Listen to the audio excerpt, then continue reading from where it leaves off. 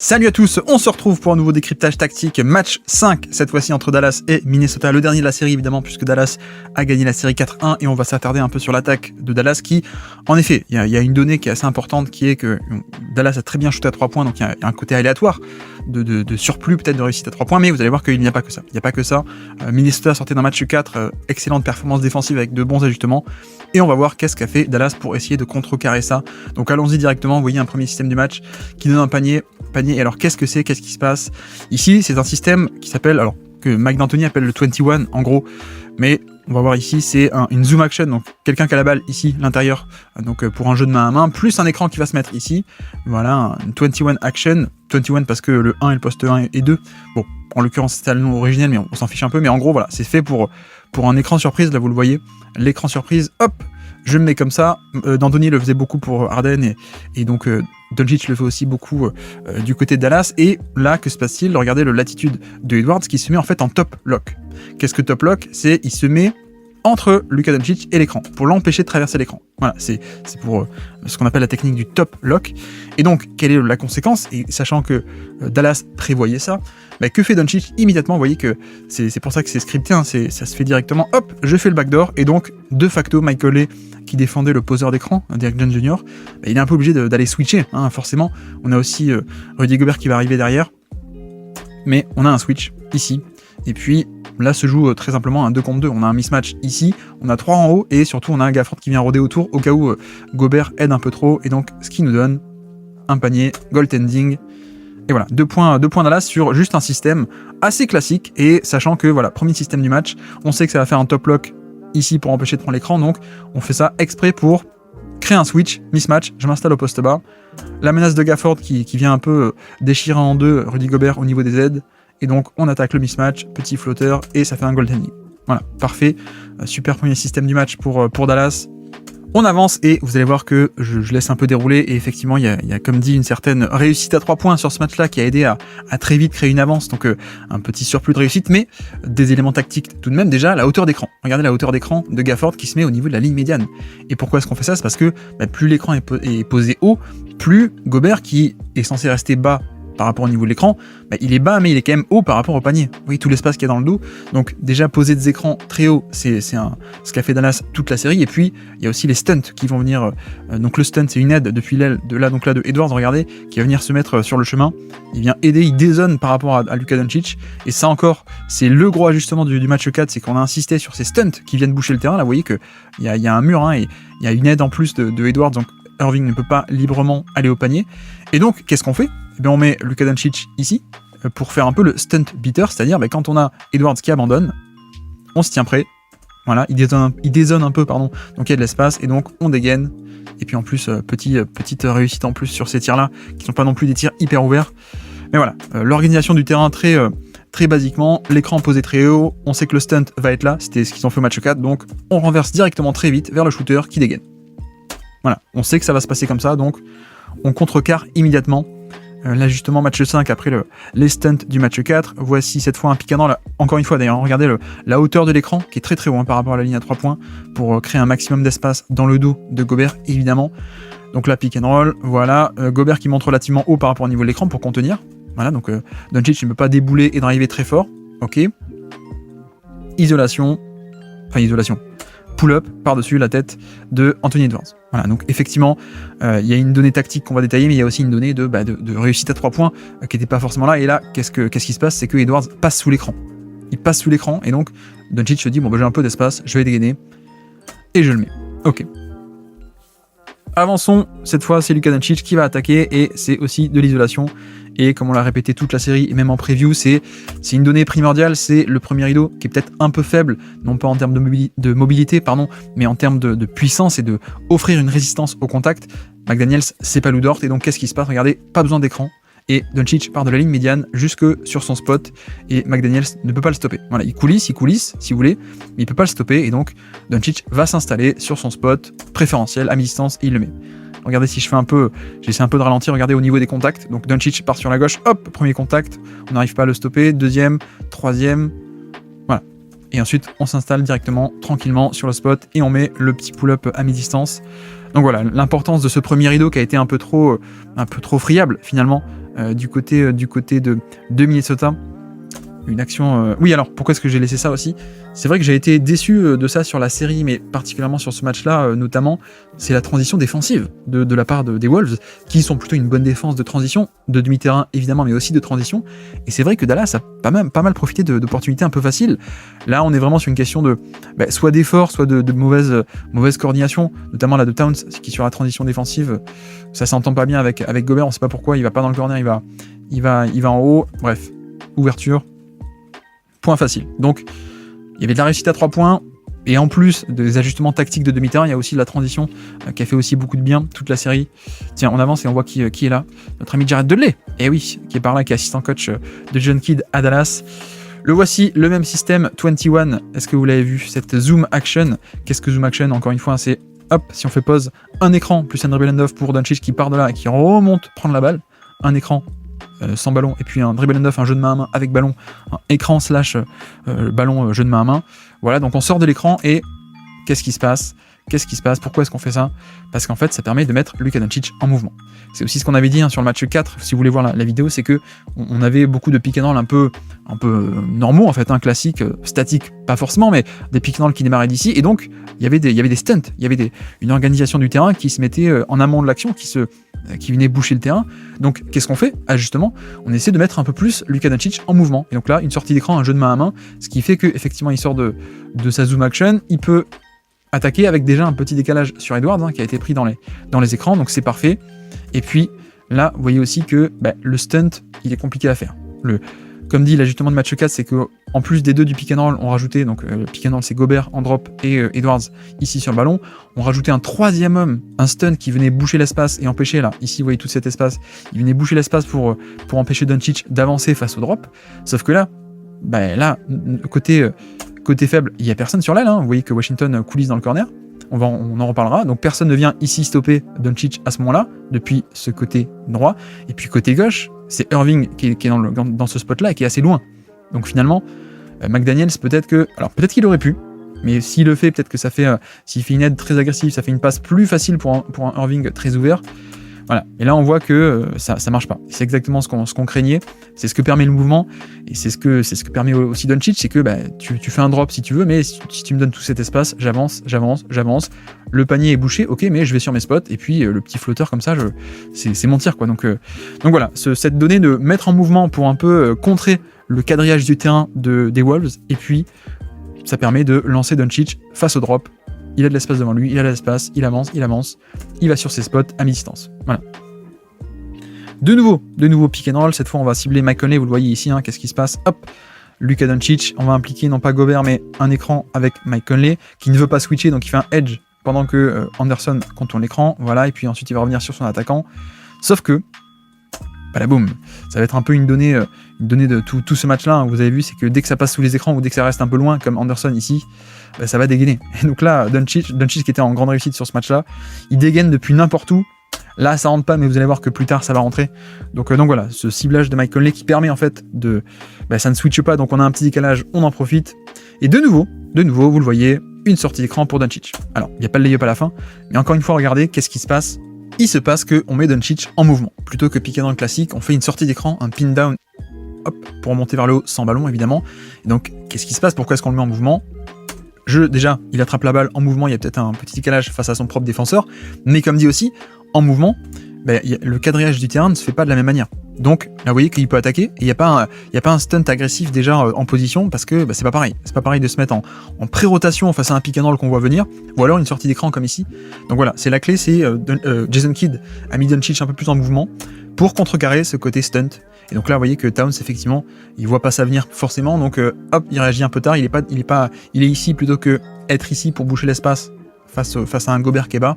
Donc, pareil, Doncic peut aller très loin dans la raquette, même si le lay-up est manqué, c'était un bon tir au panier tout de même. On avance et de nouveau, un pick and roll avec un écran posé très très haut. Hop, ici, niveau ligne médiane, quasiment, avec PJ Washington. Pourquoi? Pour essayer de mettre le plus d'espace possible dans le dos. Enfin bon, pour que le pick and roll, mince, j'arrive plus à parler, pour qu'il y ait le plus d'espace dans le dos par rapport à l'écran. Voilà, c'est un peu ça. Et donc vous voyez qu'en plus, Irving peut attaquer tout cet espace assez tranquillement. Lui aussi, il va sur son spot, il prend le tir à mi-distance. Et en plus, on va cibler notre ami Karl-Anthony Towns, qui lui fait pas un drop, hein. Lui il essaie de sortir haut. Enfin, en tout cas, c'est le but, c'est que lui il est censé faire des edges pour contenir le ballon, mais comme l'écran est posé très haut et très tôt dans la possession, il est pas prêt. Donc, il n'arrive pas à contenir le ballon. Hein. Le but du edge, c'est de contenir le ballon au moins sur l'écran. C'est pas le cas. Et donc, Irving peut casser totalement la couverture du pick and roll, passer outre, je vais sur mon spot.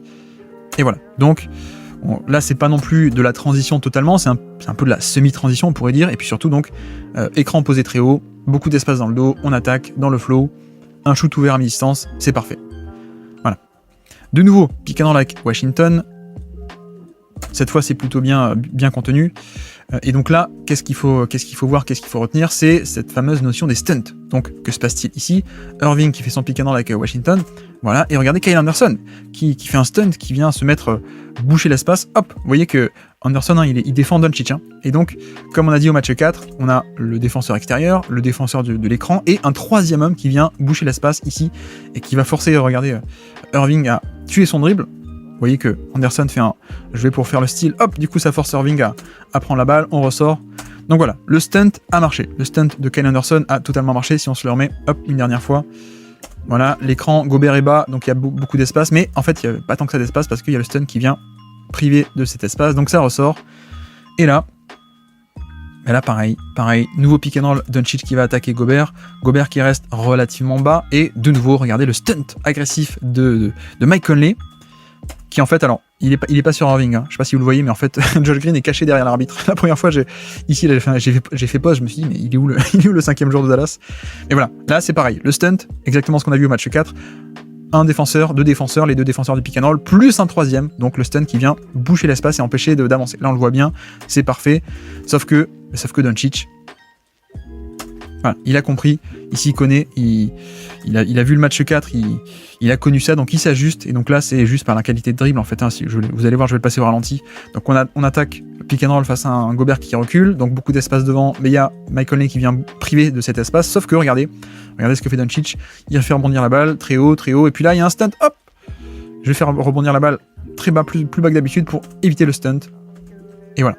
Donc il y a aussi cette maîtrise un peu des petits espaces, c'est la maîtrise des nuances, et le dribble d'élite en fait, hein, ce côté, bon bah je sais ce qui vient, je suis capable de m'adapter, et puis je suis capable d'exécuter l'ajustement aussi, hein. Là c'est juste du dribble et du skills, hein, si on peut dire, hop, donc je m'échappe, je vais quand même dans l'espace, même s'il y avait Mike Conley qui essayait de m'intercepter, et donc là une fois que c'est fait, on le voit là, 1 contre 2. Gobert contre Doncic plus Lively, et donc quel choix il fait? Il va sur le flotteur de Doncic, et donc ça libère le alley-oop de Lively. Voilà, c'est très, très simple, très basique, comme dirait l'autre. Mais voilà, c'est la tactique des stunts, et Doncic qui sait que ça vient, donc il peut s'adapter parfaitement. Ça vient, hop, le petit dribble, hop, je m'échappe, le alley-oop, et voilà. C'est un peu la théorie de ce joueur qui est un peu le joueur avec les solutions à tout sur pick and roll notamment. Une petite possession de transition pour illustrer toujours cette idée de la défense des Wolves n'a pas été parfaite. Là pareil, ça lance vers l'avant, ça court plus vite. Et puis erreur aussi de Edwards, donc je sais pas pourquoi Edwards défend le 3 points plutôt que le layup ici. Ça c'est pas les analytics, hein. C'est une erreur assez basique. Et donc des points faciles pour Dallas en transition, ça a pas dû aider du tout la cause de ce match-là. Ça a aidé à faire grandir l'avance. Et puis là encore, que se passe-t-il? Doncic face au drop, et ça marche. Mais alors pourquoi ça marche? Eh bien parce que il faut aussi voir l'organisation du terrain. Donc c'est-à-dire que, comme dit, match 4, on a eu à l'ajustement des stunts. Donc pick and roll, ok, Gobert qui reste bas, donc tout cet espace devant, vous commencez à connaître. Et donc le stun, c'est un mec qui vient se mettre ici en plus pour boucher l'espace. Ok, mais alors, quel est le contre-move qui a été fait par Jason Kidd et par Dallas? C'est que plutôt que d'attaquer du côté où l'aile est occupée, on va attaquer du côté où l'aile n'est pas occupée. Et donc, vous voyez qu'il n'y a personne sur l'aile, personne ne peut venir s'interposer. Et donc, il peut aller sur son spot et mettre le tir à mi-distance. Et c'est vraiment ça, et c'est pas la seule fois du match, hein, vous allez voir, où en effet, en fait, c'est totalement scripté, c'est pas du hasard. Hein. C'est pas du hasard s'il part à gauche et puis ensuite il revient à droite exprès. C'est parce que justement, Là, de ce côté-là, on a un mec dans le corner s'il veut, il peut venir aider s'il veut, mais il pourra aider qu'en fin de drive. Il pourra pas stopper en début de drive et priver de cet espace en début de drive, comme l'espace qui est un peu fatal hein, pour ce drop. Et donc en effet, il revient sur la main droite, et sur la main droite, il n'y a pas un défenseur, il n'y a ni un attaquant, ni un défenseur sur l'aile pour coulisser et priver de cet espace, et donc tranquillement, face au drop, il s'installe sur son spot. Voilà comment est-ce qu'on arrive un peu à contrer cet ajustement des stunts qui a été mis en place par les Timberwolves. On avance et de nouveau, vous avez vu un écran posé très haut, ça fait un switch, ok. Et puis organisation du terrain, vous avez vu ou pas? Doncic qui dit toi tu vas là, toi tu vas là, toi tu vas là, voilà. Donc là c'est exactement ce dont on parlait à l'instant, c'est on organise le terrain et regardez, le pull-up face à quelqu'un qui passe sous l'écran. Donc hop, on s'installe, deux côtés forts, un côté faible seulement. Et là, en l'occurrence, en plus, il n'y a même pas besoin de... Pourquoi il fait ça? C'est parce que, comme dit, il veut attaquer du côté où il n'y a personne sur l'aile, encore une fois. Donc, il s'apprête à driver main gauche et pas main droite. Regardez aussi le sens de l'écran qui est posé comme ça, de Gafford.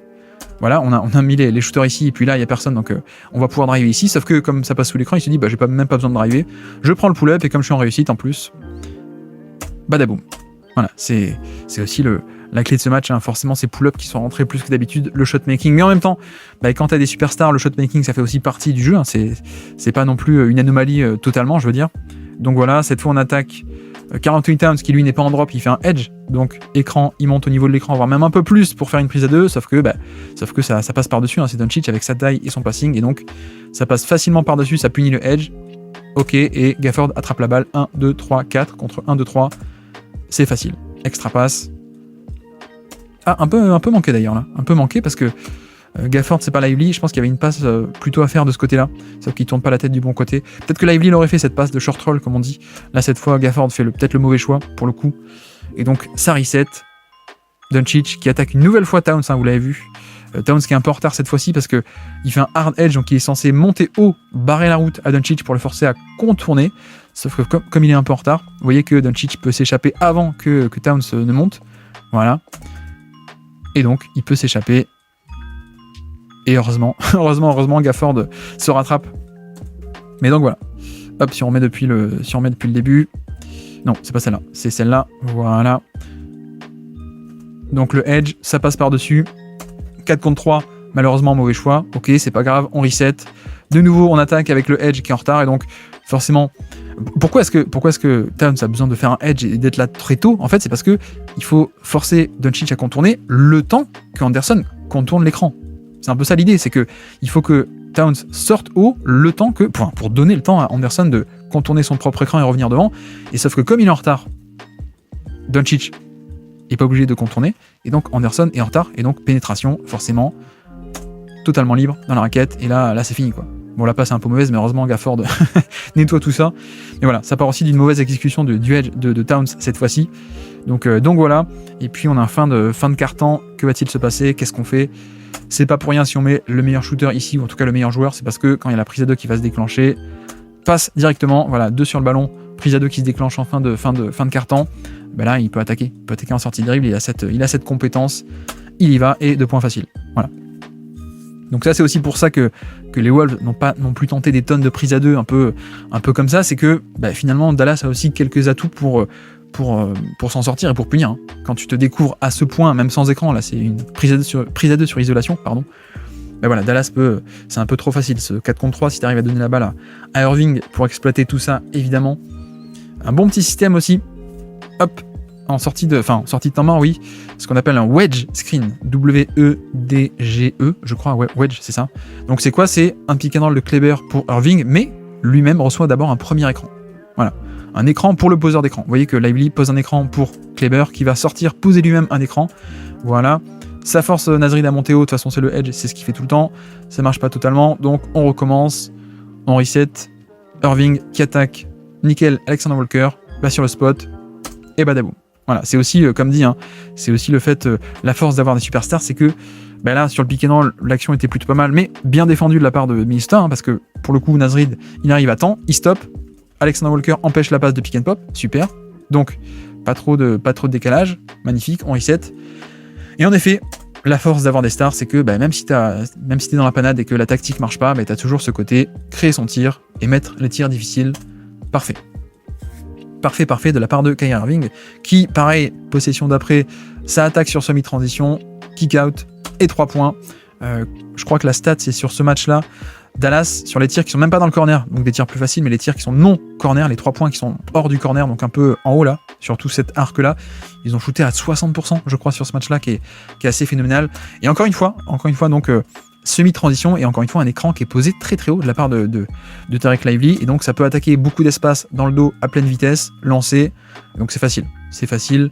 Le driving kick, voilà, magnifique passe, enfin, en tombant en tout cas, passe compliqué en tombant de Irving, hop, au dernier moment, et puis Maxi Kleber, c'est aussi pour ça qu'on l'aime bien, c'est que comparé à Lively et Gafford, lui il a le pick and pop, donc c'est bien qu'il soit revenu sur cette fin de série. On avance, toujours pas de Doncic, et c'est les minutes de Irving sur le terrain. Vous voyez, pick and roll, jeu à 2, dribble and off avec Derek Lively, le voici, ça se finit en isolation, post-up, et des fautes. Et donc faute et lancer franc, évidemment.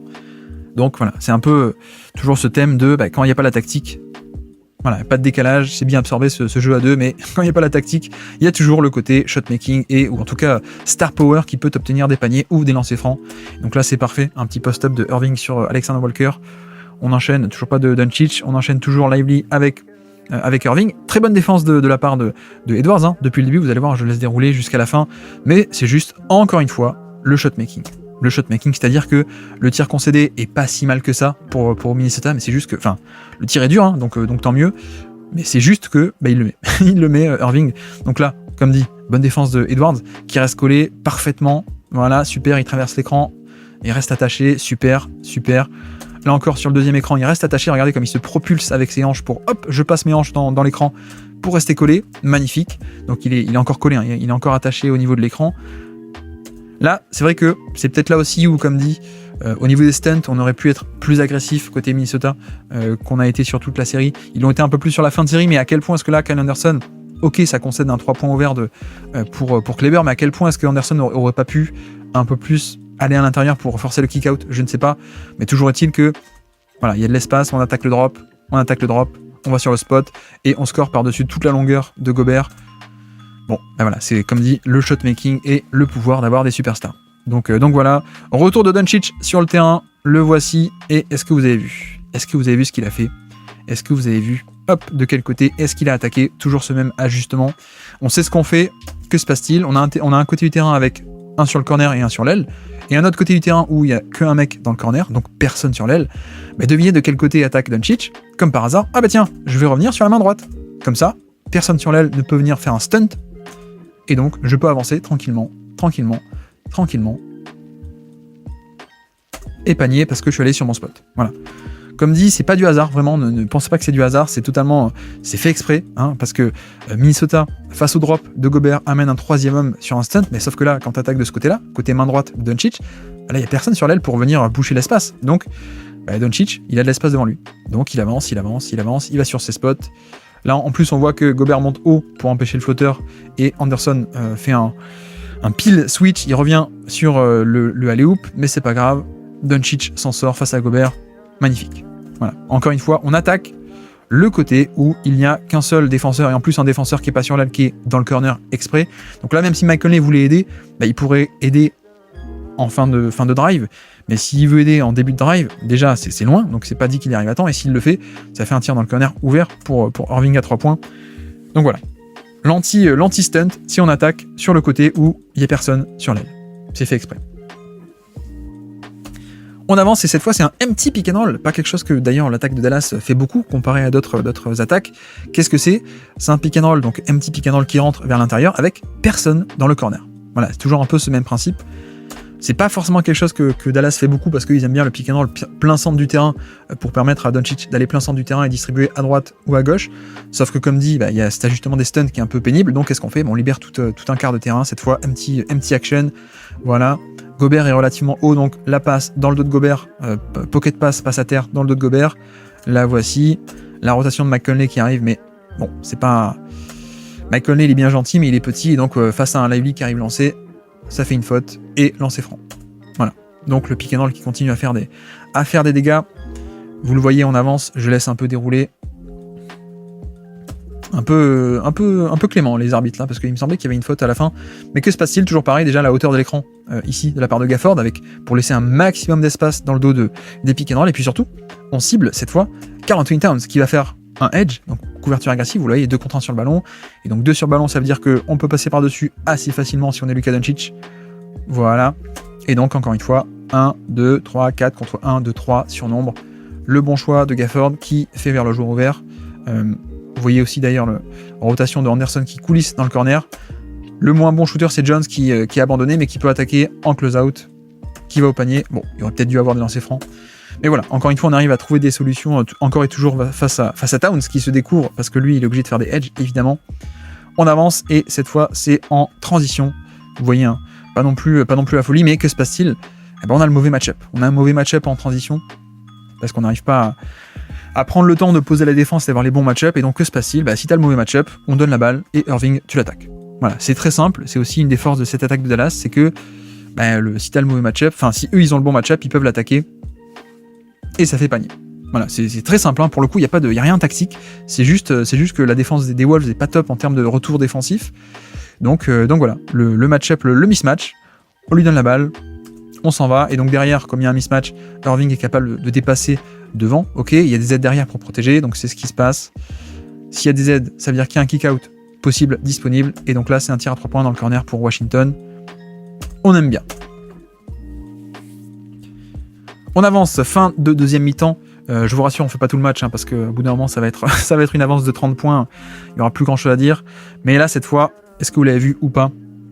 Doncic qui va sur son spot. Bon, il manque le tir, mais il va sur son spot. Mais regardez de quel côté est-ce qu'il attaque. Organisation du terrain, 1 sur le corner, 1 sur l'aile. 1 sur le corner, personne sur l'aile. Et donc, où est-ce qu'on attaque? On attaque de ce côté où il n'y a personne sur l'aile. Comme ça, quand Gobert reste en drop, personne peut venir ici faire un stunt, boucher l'espace, vous commencez à comprendre, je pense. Et donc, je peux aller sur mon spot, quasiment dans la raquette, prendre le petit pull-up. Et voilà. Bon, là, en l'occurrence, il le loupe, mais c'est exactement le tir qu'il voulait. Et c'est exactement le process est le bon, c'est toujours pareil, j'attaque du côté où il n'y a personne sur l'aile, et donc j'évite le stunt de cette manière. Et voilà.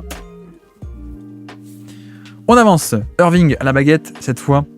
Contre Kyle Anderson, il a réussi à obtenir le switch, et donc, panier. Voilà. Pas grand chose à dire de plus ici sur l'action. Vous voyez, hein, sur un switch, hop. Déjà, on essaie de cibler, en fait, McLaughlin, qui était sur le terrain sur ce match 5. Ça ne switche pas, il fait un edge, et puis il recover. Ok, super. Gobert, de toute façon, est en deuxième rideau. Donc, même s'il y avait un décalage sur l'écran ici, il y aurait Gobert qui pouvait empêcher. Ok, pas de problème. Et donc, même quand il n'y a rien tactiquement et qu'on n'a pas de décalage, Irving, superstar, qui peut prendre le tir et mettre le tir compliqué. Voilà, c'est vrai que ça a quand même pas mal aidé, mais comme dit, ça fait aussi partie de l'ADN de cette équipe, hein. C'est pas une anomalie non plus que quand tu as des situations difficiles où il n'y a rien qui est créé, il y a quand même une star qui peut te sauver la possession. C'est tout le principe de cette équipe. Alors d'ailleurs, séquence assez sympa avec encore une fois une défense en transition de Minnesota qui est pas top, hein. Vous voyez que c'est pas génial, et surtout, regardez, que se passe-t-il en transition? On obtient le mismatch, le petit McLaughlin contre Doncic. Donc là, que se passe-t-il? Là, les yeux de Doncic s'ouvrent énormément. Il se dit, il y a une bonne opportunité, je vais l'attaquer directement, pas d'écran. Et là, mince, il a réussi à dévier la balle. Mince, j'ai pas pu attaquer mon mismatch. Et donc, McLaughlin, bien joué. Comme ça, hop, la balle sort, je vais pouvoir revenir sur quelqu'un d'autre, et quelqu'un d'autre va pouvoir revenir sur Doncic, un meilleur match-up. Donc, on avance, hein, je laisse dérouler exprès, hein, c'est fait exprès, parce que Doncic se dit non, il y a une occasion qui est trop belle, tant pis, si McLaughlin n'est pas sur moi, c'est pas grave, on donne la balle directement à McLaughlin sur Irving. Voilà, moi j'ai pas pu l'attaquer, mais toi tu l'attaques. Très simplement. Et donc Irving, qui était en forme, il attaque McLaughlin, shoot par-dessus, et voilà. C'est séquence assez sympathique, hein, qui, encore une fois, part du fait que la défense en transition est pas top et donne de mauvais match-up, à Dallas pour le coup. Donc là, hop, le mismatch, petit McLaughlin, Doncic se dit super, je vais l'attaquer, et en fait non. Donc là, il est un peu frustré, il se dit mince, qu'est-ce qu'on va faire? Attends. Toi, reste là-bas, Irving, reste là-bas. Vous voyez, là, il dit Irving, reste là-bas, attends, s'il vient sur toi, je vais te donner la balle, reste ici, on t'isole, et puis ce sera fait. Voilà, je récupère la balle, remise en jeu, voilà, tu restes là, prends la balle, et tout le monde s'écarte, pas d'écran, voilà. Attaque. attaque, le jeu d'échecs, shoot par-dessus, le plus petit, McLaughlin, et puis ça fait panier. Voilà, le genre de petit détail, ça c'est pas un play call de Jason Kidd, hein. Ça c'est juste le QI basket de Doncic, un peu d'improvisation. On avance et vous avez vu le pick and roll qui a été joué avec un écran très très haut, niveau ligne médiane, donc ça permet d'avoir plein d'espace dans le dos évidemment. Cette fois-ci, il attaque le côté où il y a un stunt, vous voyez, hein. Donc en effet, Edwards va pouvoir aider, mais premièrement, quand il aide, on ressort sur un bon shooter, mais en tout cas un bon joueur qui peut attaquer le close-out et aller au panier chercher des lancers francs, donc c'est bien d'avoir mis un stunt beater ici, hein. C'est bien d'avoir Irving plutôt que Jones ou Washington qui eux n'auraient pas eu cette compétence, donc, ou alors qui n'auraient pas eu la menace au shoot pour forcer un close-out un peu agressif, forcément, mais surtout donc ça c'était la première chose, le stun beater qui permet de punir quand en effet on a un stun qui vient, mais l'autre clé c'est que en posant l'écran si haut, bah, ok il attaque du côté où il peut y avoir une aide et un stunt, mais sauf que vous voyez que au niveau de la ligne médiane, Edwards va pas venir aider ici, c'est beaucoup trop loin, c'est beaucoup trop haut, donc de facto, certes il y a ces schémas de dire on apporte un stun pour boucher l'espace là, devant le drop, devant Gobert qui reste bas, mais sauf que l'écran est posé tellement haut que mécaniquement et dans les faits concrètement il peut pas faire un stunt à ce point loin du panier quoi. Donc de facto ça fait beaucoup d'espace, on peut avancer et en effet quand on arrive sur une zone un peu plus négociable, un peu plus habituelle, le stunt se déclenche, voilà, l'aide depuis l'aile, ok, mais sauf que voilà, comme on a mis un bon shooter / quelqu'un qui peut attaquer le close-out, c'est parfait. Voilà aussi comment les petits détails font que on arrive à battre ces fameux schémas de dead, drop plus stunt, soit avec un bon shooter, soit en attaquant du côté parfois où il n'y a pas de stunt possible, soit sinon en mettant un bon shooter, je crois que j'ai déjà dit, bref, en posant un écran très haut plutôt, pardon, c'est ça que j'ai oublié. Et donc voilà. C'est vraiment des petits détails, mais les fameux petits détails qui n'en sont pas, parce que ça libère absolument tout. Comparer le spacing par rapport au match 4 qu'on a décrypté, vous verrez que on n'est pas du tout sur le même sport quasiment. On attaque la deuxième mi-temps avec un système qui a été appelé plusieurs fois. Alors qu'est-ce que c'est ? C'est un double drag, donc un pick and roll à 2 écrans. Ici, Washington pose un écran, plus Gafford pose un écran, plus, c'est pas fini, il y a aussi un écran, un back screen, on dit. Parfois l'appellation c'est Spain, mais un back screen, le terme technique c'est un back screen qui vient ici poser un écran vers Gafford qui va rouler au panier. Et donc ça libère de l'espace. Alors là c'est pas pour Gafford, c'est pour Washington. Donc 2 écrans ici pour Doncic qui sort et puis un écran dans ce sens pour libérer une course au panier. Voilà, et donc comme la défense fait un peu n'importe quoi pour le coup, là je sais pas trop ce qui se passe, hein. Pourquoi est-ce que Towns sort haut, mais là ça devient un switch, hein, quasiment 2 sur ballon, c'est pas trop ce qui se passe, voilà, c'est un peu des bandades, et donc panier avec une passe d'ailleurs qui a l'air facile quand on ne marque pas, mais passe assez spectaculaire. Voilà, premier très bon système, très bon play call de Jason Kidd qui revient de la mi-temps avec ce système. On avance, le système va revenir, mais on alterne avec Irving qui va attaquer Gobert, le voici. Et de suite, vous voyez qu'est-ce qui se passe. Gobert qui reste en retrait, le pick and roll et le stunt qui vient. Comme d'habitude, le stunt. Et donc, quand on a un stunt, on met Luka Doncic en tant que stunt beater. Voilà. Et donc, surtout l'autre élément, c'est que, hop, on avance, pick and roll, voilà. Quand on a un stunt qui vient, quand on a l'aide qui vient de Edwards qui dézone, on fait direct la passe, ok. Et surtout, là, le close-out revient bien à temps, ok. Mais surtout, on revient aussi au point principal qu'on a évoqué, qui est que il y a personne qui peut représenter un premier rideau crédible en termes de dureté et de offrir une résistance au contact. On a parlé toute la série. Donc là, qu'est-ce qui se passe ? Regardez, pas d'écran pour Doncic. On a Edwards qui est relativement bien placé. Pas d'écran, le ballon démarre là, et puis malgré tout, il avance, et il va sur son spot.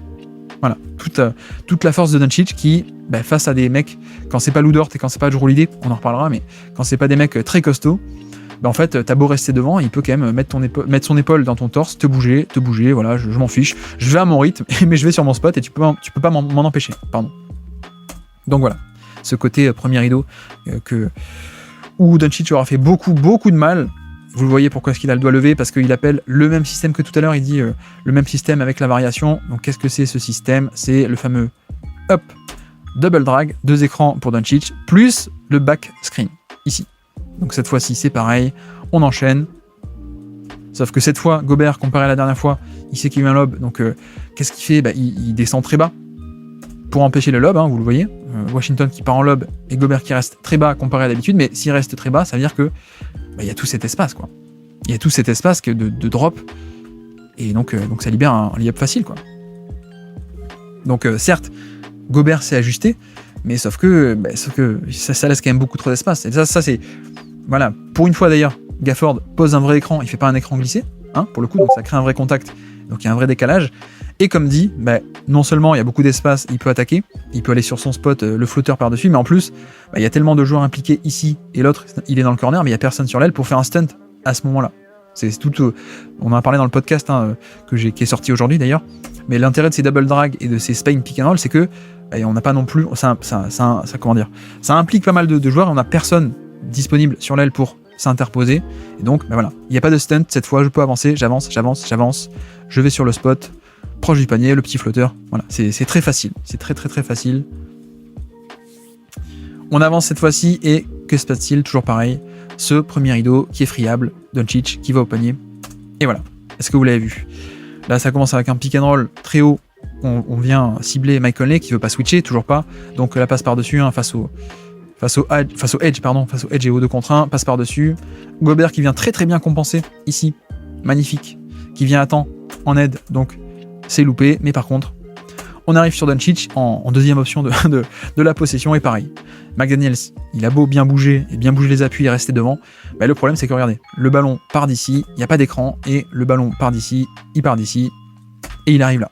Voilà, il va sur son spot sans résistance, ça va au panier, toute la force de Luka Doncic face à ce premier rideau un peu trop friable et pas assez costaud dans ce match. Un petit pick and roll, un petit pull-up de la part de Irving ici même. Voilà, on va attaquer Gobert. Que se passe-t-il? En plus, Alexander Walker reste bien attaché, mais le shot-making de superstar de Irving qui met le panier même quand il n'y a pas tant que ça d'espace. Voilà, c'est aussi la force de cette équipe. Pas d'espace, pas tant que ça d'espace, avec d'ailleurs, là encore, est-ce que vous le voyez? La géométrie du terrain. 2 sur le côté, 1 seul sur le corner. On attaque le côté où il n'y a personne sur l'aile. On attaque le côté où il n'y a qu'un seul attaquant et donc défenseur. Comme ça, quand Irving attaque ici, il n'y a pas un stun qui vient se mettre et barrer la route et qui pourrait l'empêcher ici de prendre le pull-up ou de driver tout simplement. Donc on attaque de ce côté volontairement, on s'arrête, le pull-up, bonne défense de Alexander Walker, mais c'est pas assez. Et donc voilà, du shot-making, mais aussi un aspect de QI basket et de tactique aussi, j'attaque du bon côté et j'organise le Kid qui a bien organisé le terrain. On avance et on était vraiment sur un match où Irving était en feu, sur ce côté tough shot, tir un peu créé par lui-même, un peu compliqué, mais il l'aimait. Voilà, isolation, step back à 3 points, badaboum. Pas grand chose à dire de plus pour le coup ici. On avance, pick and roll le Doncic, hop, avec Lively. Voilà, je crois qu'on doit être sur de la zone à peu près, parce que si Towns ne fait pas un edge, ça veut dire qu'on est sur de la zone. Ok, donc ça ressort face à la zone. Qu'est-ce qu'on va avoir cette fois-ci? Est-ce que c'est encore Irving? Eh bien oui, c'est encore Irving. C'est encore Irving et son shot-making. Donc là, comme dit, je pense qu'on est un peu sur de la zone avec une zone 3-2, avec les 3 derrière et les deux plus actifs en termes de défense on ball devant. Voilà, en termes de premier balayage devant. On enchaîne sur un pick and roll face à la zone. Voilà. Le stunt de Edwards, mais vous voyez que cette fois-ci, il hésite un peu plus, il y va pas complètement, il recule pour aller sur Doncic, et donc ça laisse de l'espace à Irving, vu que Edwards recule, et donc Irving, le tir compliqué contesté en plus par Anderson, mais on est sur une série et sur un match où Irving est en feu, donc c'est pas grave, ça compte. Et puis, double drag, le voici, pick and roll à 2 écrans, donc un écran, un deuxième écran. Pas de Gobert sur le terrain, donc ça, on va cibler les 2 intérieurs des Wolves finalement, donc un Naz Reid qui fait un edge, voilà, un hard edge même, je sors plus haut que le niveau de l'écran pour barrer la route et forcer Doncic à contourner, j'allais dire contenir, j'avais contenir en tête, à contourner l'écran, le voici. Deuxième écran, pareil, Towns qui monte haut, faire un edge, voilà, donc de facto 2 contre 1 sur le ballon, mais Doncic, les 2 contre 1, il les bat dans son sommeil, 4 contre 3, ici, extra passe, tir à 3 points ouvert dans le corner. Voilà. Bon, le tir est manqué, mais c'est encore une fois Dallas qui s'amuse, qui cible le edge, qui fait tourner, et le passing de Lively qui fait la bonne décision ici. Hop, la bonne lecture, extra passe, tir à 3 points dans le corner. Voilà comment un passeur génial sur pick and roll a à peu près réponse à tout, notamment avec donc ce passing par-dessus les prises à deux qui est d'une facilité déconcertante pour lui. De nouveau pareil, pareil, voilà, vous avez vu. Je sais pas si vous vous rendez compte, mais c'est pas tout le monde qui a ce genre d'aisance et de zéro panique en fait, face à des edges, y compris très loin du panier, comme ça, face à des mecs qui sont très grands, très longs. Là, Doncic, il s'en fiche. Franchement, il est pas du tout mis sous pression, il panique pas du tout. Mais pourquoi ? Parce qu'en fait, il est grand. Donc, il sait que juste bras levé, il peut passer par-dessus sans problème, quoi. Donc, qu'est-ce qui se passe quand on a un edge qui est, ou même un blitz, je pense qu'on peut parler de blitz ici, puisque c'est pas un edge and recover, là c'est un blitz, on reste 2 sur le ballon, bah il passe par-dessus, facile. Voilà, et donc de nouveau, 4 contre 3, ici, extra passe, et cette fois, Irving le met. Voilà, c'est très... Comparé à la dernière fois, il a pas mis le tir ouvert dans le corner, donc cette fois-ci, possession d'après, même schéma, le edge, la passe facile par-dessus, c'est facile, tout est facile, et puis le 3 points en catch and shoot pour Irving, balaboum. Voilà comment est-ce que on arrive un peu à mettre à mal cette défense quand il n'y a pas Gobert sur le terrain. On cible des défenseurs qui font du edge et donc ça fait des prises à deux. Là pareil, vous le voyez ou pas ? Pick and roll qui est posé très très très très haut. Le edge de Towns, la passe facile par-dessus qui libère et donc 4 contre 3 sur l'axe du terrain. Extra passe et badaboum. Voilà, c'est encore une fois un très, très basique pour le coup. Le edge, la passe par-dessus facile, l'intérieur qui sait faire le passing de short roll. Cette fois-ci, Alexander Walker qui fait peut-être pas la bonne rotation parce que je pense que Josh Green ça aurait peut-être valu le coup de laisser un 3 points à Josh Green plutôt que Hardy qui est un meilleur shooter. Et badaboum. On est en fin de 3e quart-temps, on va s'arrêter là je pense bientôt, on va pas faire le 4e quart-temps parce que le match est plié de toute façon. Encore une fois, le pick and roll avec un écran qui est posé très très très très haut sur le terrain. Le voici, ça edge, ça blitz, même ça switch. Hop, Anderson qui switch, le voici. Et donc, Doncic face à Kyle Anderson. Voilà, je vais sur mon spot. Et voilà. C'est, comme dit, le drame des Wolves, c'est qu'ils ont des défenseurs qui sont très, très mobiles, très étouffants, très excellents pour la navigation d'écran, mais c'est pas un premier rideau qui est très solide, et donc Doncic, il a même pas besoin de pick and roll, pas besoin d'écran pour créer un décalage. Le ballon est là, 1 contre 1, je vais sur mon spot. Ici, voilà, sans écran, je peux dépasser. Et puis dans la raquette, certes, il y a quelqu'un sous le panier, mais voilà, avec ma carrure, avec ma taille, avec mon toucher de balle, c'est des tirs qui sont faciles quoi pour Doncic. Donc voilà pour cette série, voilà pour ce match combien ? Match 5. Et voilà pour ce décryptage. Je pense qu'on va se retrouver bientôt pour des décryptages, des previews de Boston contre Dallas. Peut-être aussi on refera un point sur la série de Anthony Edwards contre Dallas. Ça mériterait qu'on s'attarde un peu dessus si j'ai un peu de temps. Donc voilà, on se dit à très bientôt pour un prochain décryptage tactique ou alors un prochain podcast. Ciao.